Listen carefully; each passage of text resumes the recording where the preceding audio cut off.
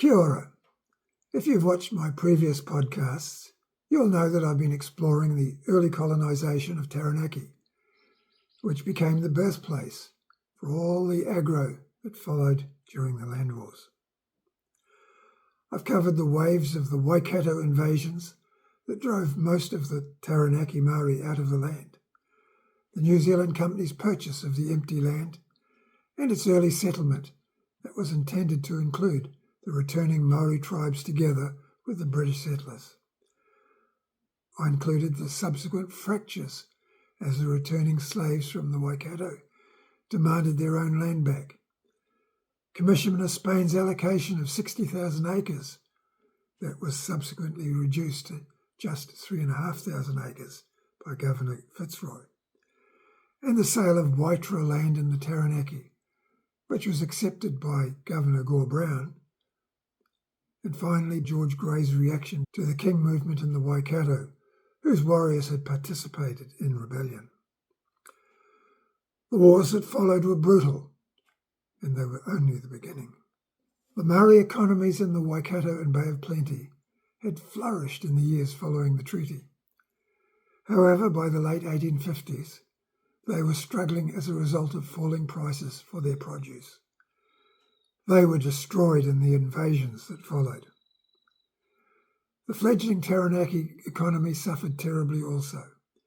In spite of some early challenges, both Maori and British settlers had been prospering together. But arguments over land allocation escalated into deadly confrontation when the minor chief Tierra sold his land at Waitara. Settler farms were torched and Maori were driven out of Taranaki. Many of the British settlers fled the conflict, never to return, leaving the colony impoverished and barely able to feed itself.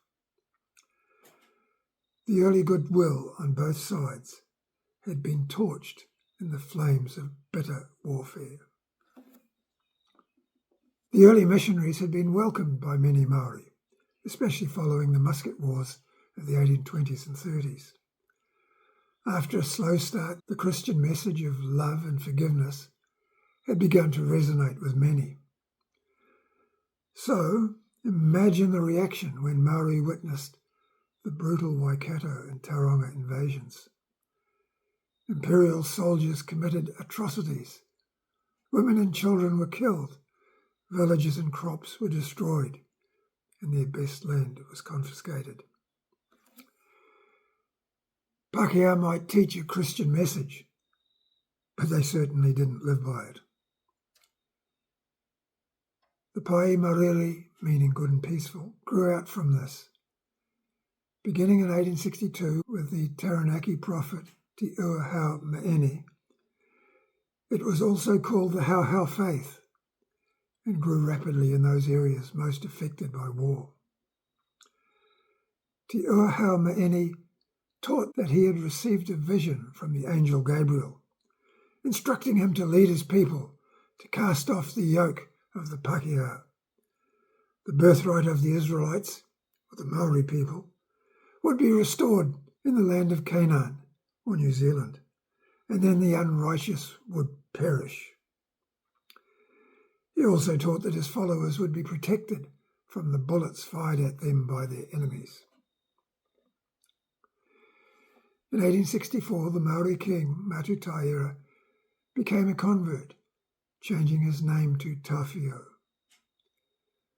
The government viewed this as a dangerous new development that must be stamped out, resulting in some skirmishes in Taranaki and around Whanganui. However, the Maori living south of Whanganui fought against the northern tribes in order to protect the Europeans living in that settler township. Then in 1863, the government purchased the Waitara block around 20 miles north of Whanganui. Like the earlier Waitara block purchase, there was controversy over the purchase, and Pai Mārire supporters living in the area were determined to defend their land. Even though Pai Mārire taught peace, these tribes were openly hostile to the European settlers, committing many unprovoked atrocities. Grey determined that there couldn't be any permanent peace until they were forced to submit, which would also allow their country to be opened up to European settlement. Grey ordered General Cameron to take possession of the disputed land, and at the end of January 1865, Cameron set out from Whanganui with over 1,000 troops. Following some initial fighting, with deaths on both sides, Cameron finally had enough of fighting for the settlers' interests and tendered his resignation. Following one of his final actions, Cameron asked a wounded Maori prisoner why they had decided to fight against such an overwhelming force. The prisoner's reply was, and I quote, "What would you have us do? This is our village. These are our plantations. Men are not fit to live if they are not brave enough to defend their own homes." End of quote. Cameron was then replaced by General Trevor Chute. Arriving in August 1865, Chute began a bloody scorched earth campaign up through southern Taranaki, all the way past the eastern side of Mount Taranaki to New Plymouth, and then back down the coast. He wiped out Maori villages and plantations with no regard for whether they were friendly or not. He was accused of ordering all prisoners to be killed, in violation of the accepted norms at that time. While he was returning down the coast, Chute took Te Ua prisoner. Te Ua had just renounced Pai Mārire, and he surrendered to Chute. Grey then paraded him around the North Island, encouraging both Maori and Pakeha to ridicule the prophet, before he was allowed to return to Taranaki in 1866. He died later that year. In spite of his brutality, Chute was knighted for his services to the Empire in India and New Zealand. He left with the last of the Imperial troops in August 1867. Thomas MacDonnell took over from General Chute. He was based in Patea, where he was assigned to protect the surveying of the confiscated lands to the south. On the 2nd of August 1866, he attacked the unprotected settlement of Pokaikai, opening fire on the sleeping residents, many of whom were women and children. The village was torched, with women and children being taken prisoner. Some of the women were raped. The Maori living at Pokaikai had already agreed to an unconditional peace agreement, and their chief had told MacDonnell of this as he was travelling to New Plymouth to complete the agreement with Commissioner Robert Paris. MacDonnell was furious because he wanted the credit for the peace agreement, so he decided to attack the settlement anyway. This was a disaster for any hope of reconciliation between Maori and the European settlers, and it led to the rise of Riwha Titokowaru. It also set the pattern for the next 2 months with the torching of other villages. MacDonnell's operations were finally halted in November 1868, after he had been comprehensively defeated when he attacked Titokowaru's pa at Te Nutu o Te Manu, or the beak of the bird. By then, nearly 1.2 million acres of land had been confiscated in Taranaki, although much of that was only allocated on paper. Maori refused to accept the loss of their land, even after the brutal invasions by General Chute and MacDonnell.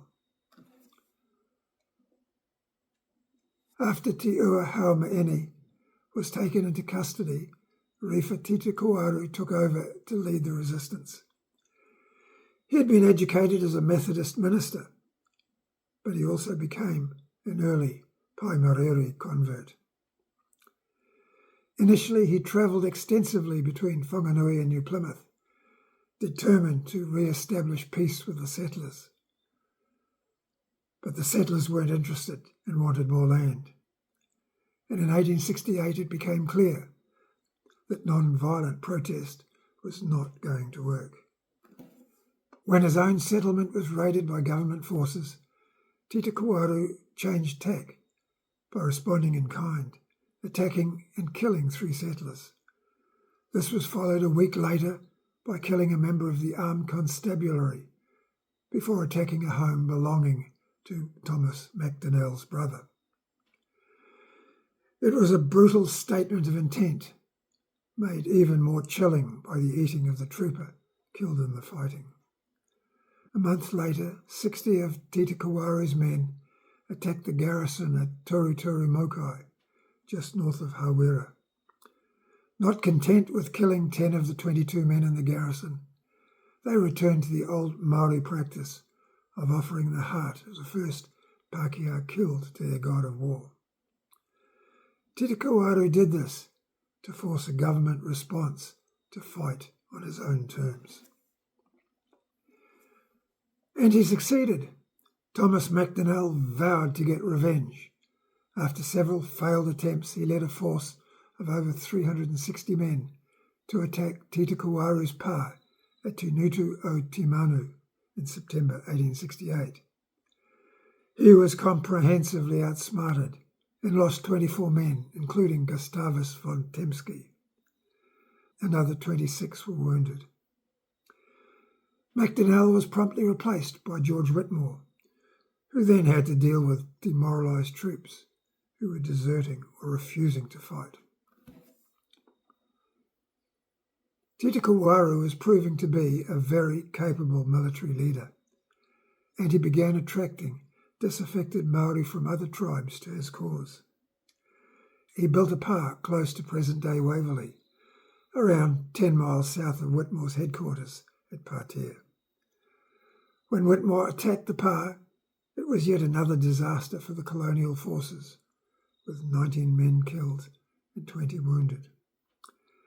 However, a few days later, news of Te Kuti's deadly attack on Matawhero forced Whitmore to take his troops back to Turanga, now modern-day Gisborne. Titokowaru was then free to advance deep into territory previously held by the colonial troops. Adding to this, in February 1869, a small group of Ngāti Māori attacked the Pukearui redoubt and killed the military settlers, as well as the missionary John Whiteley. For the settlers, this was a national crisis. The imperial troops had already been withdrawn, and there was increasing concern at what might happen next. The European settlers were vulnerable and fearful of facing massive Māori retribution. There was the possibility that Titokowaru might be joined by Kingitanga to fight yet another devastating war throughout the North Island. Whitmore arrived back at Whanganui on the 18th of January 1869 with a force of around 2,000 men. By the 2nd of February he had set up position within a few hundred yards of Titokowaru's new pa at Tauranga Ika, 15 miles north of Whanganui. The pa was well designed and considered impregnable, but it was suddenly abandoned the night before Whitmore's planned attack. Apparently, Titokowaru had slept with the wife of one of his chiefs, and the chief supporting him had decided to leave. While Titokowaru was able to escape, his war was now over. Others were rounded up in the following months, with many of those captured being sent to Dunedin to serve between 3 and 7 years of hard labour. Many became ill and died. After being ritually absolved from his breach of tapu, Titokowaru returned to his original plan of non-violent resistance to the confiscation of Taranaki lands. He joined Te Whiti o Rongamai and Kohu Kakahi in their settlement at Parihaka. The conquest of southern Taranaki by the British was brutal and bloody, Many unarmed people were killed on both sides. For Māori, the Taranaki Wars resulted in the complete loss of their land. The entire district was confiscated, at least on paper, and Māori faced being forced out, but they weren't willing to give up. The fighting only ended in 1881 with the destruction of the peaceful Māori settlement at Parihaka. The history of Taranaki is bloody. The Waikato and Ngāti Maniapoto invasions had driven the Taranaki tribes out of the land. It was mostly deserted when the New Zealand Company purchased it from Te Atiawa in 1840. Te Atiawa welcomed the British settlers because it gave them the security to return to their own land. They would have protection from the Waikato. And it worked. The settlers and Māori both began farming the land, but the seeds for division were planted when the Taranaki Māori, who had been enslaved by the Waikato tribes, were freed to return. They demanded their land back, and the missionaries encouraged them to reclaim land that had already been sold. And more settlers were also arriving. Commissioner Spain's original allocation of 60,000 acres was reduced to just 3,500 acres by Governor Fitzroy, forcing settlers off farms they had already developed. The early goodwill and trust dissolved into distrust and hatred on both sides. This was to climax in the destruction of the peaceful Māori settlement at Parihaka. But this is only part of the story. You can read much more in my book on moving forward from our past. We share an amazing history filled with larger-than-life characters, both Māori and Pākehā. There was good intent. There was greed. There was a clash of cultures. There were brutal battles both before and after the Europeans arrived. You would not want to have lived during that time. But forget the blame game. No one is lily white. And the world back then was very different compared with what we can just take for granted today. I've summarised the key events and issues so they can be easily understood. You can purchase my book by clicking on the link below. You can also freely access many of the first-hand books, diaries, reports, and ship's records if you want to check these sources out for yourself. In my next podcast, I will cover the destruction of the peaceful Māori settlement at Parihaka, including the background leading up to it. Be sure to subscribe if you haven't already done so, and share your comments below, and hit the like button if you like what we've just covered.